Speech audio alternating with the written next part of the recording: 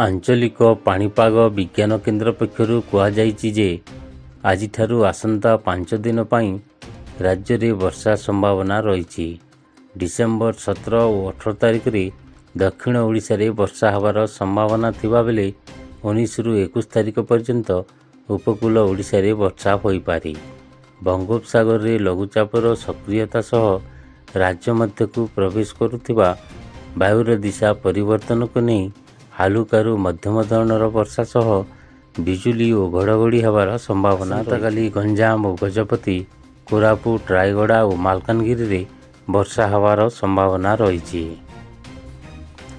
ସେହିପରି 19 ତାରିଖଠାରୁ ବର୍ଷାର ପରିମାଣ ବଢ଼ିବା ସହ ବିଜୁଳି ଘଡ଼ଘଡ଼ି ସହ ହାଲୁକାରୁ ମଧ୍ୟମ ଧରଣର ବର୍ଷାକୁ ନେଇ ଗଞ୍ଜାମ, ଗଜପତି, ରାୟଗଡ଼ା, କନ୍ଧମାଳ, କଳାହାଣ୍ଡି, ମାଲକାନଗିରି, କୋରାପୁଟ ଓ ନବରଙ୍ଗପୁର ଜିଲ୍ଲାକୁ ୟେଲୋ ୱାର୍ଣ୍ଣିଂ ଜାରି ଦେଇଛି ପାଣିପାଗ ବିଭାଗ। ଡିସେମ୍ବର 20 ତାରିଖରେ ପୁରୀ, ଜଗତସିଂହପୁର, ଖୋର୍ଦ୍ଧା, ଗଞ୍ଜାମ, ଗଜପତି, ଜଗତସିଂହପୁର, କେନ୍ଦ୍ରାପଡ଼ା, ମୟୂରଭଞ୍ଜ, କେନ୍ଦୁଝର, ଦେବଗଡ଼, ସୁନ୍ଦରଗଡ଼, ଝାରସୁଗୁଡ଼ା, ବରଗଡ଼, ସମ୍ବଲପୁର, ସୁବର୍ଣ୍ଣପୁର ଓ ବଲାଙ୍ଗୀର ଅଞ୍ଚଳରେ ହାଲୁକାରୁ ମଧ୍ୟମ ଧରଣର ବର୍ଷା ହେବାର ସମ୍ଭାବନା ରହିଛି। ବର୍ଷା ଯୋଗୁଁ ଚାଷୀଙ୍କୁ ସତର୍କ କରାଯାଇଥିବା ବେଳେ ଅମଳ କରିସାରିଥିବା ଧାନକୁ ସୁରକ୍ଷିତ ସ୍ଥାନରେ ରଖିବା ପାଇଁ ପାଣିପାଗ ବିଭାଗ ପରାମର୍ଶ ଦେଇଛି।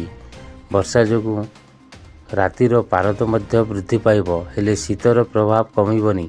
ଲୋକେ ଶୀତ ଅନୁଭବ କରିବେ, କାରଣ ଦିନ ତାପମାତ୍ରା ହ୍ରାସ ପାଇବା ସହ ପବନ ମଧ୍ୟ ପ୍ରଭାବିତ ହେବ। ବର୍ଷା ଓ କୋହଲା ପାଗ ଦ୍ୱାରା ଦିନରେ ଲୋକେ ଅଧିକ ଶୀତ ଅନୁଭବ କରିବେ। ଏହିପରି ସ୍ଥିତି ଆସନ୍ତା 22 ତାରିଖ ପର୍ଯ୍ୟନ୍ତ ରହିବ ବୋଲି ପାଣିପାଗ ବିଶେଷଜ୍ଞ କହିଛନ୍ତି। ରାତିରେ ତାପମାତ୍ରା 3ରୁ 5 ଡିଗ୍ରୀ ବୃଦ୍ଧି ପାଇବ।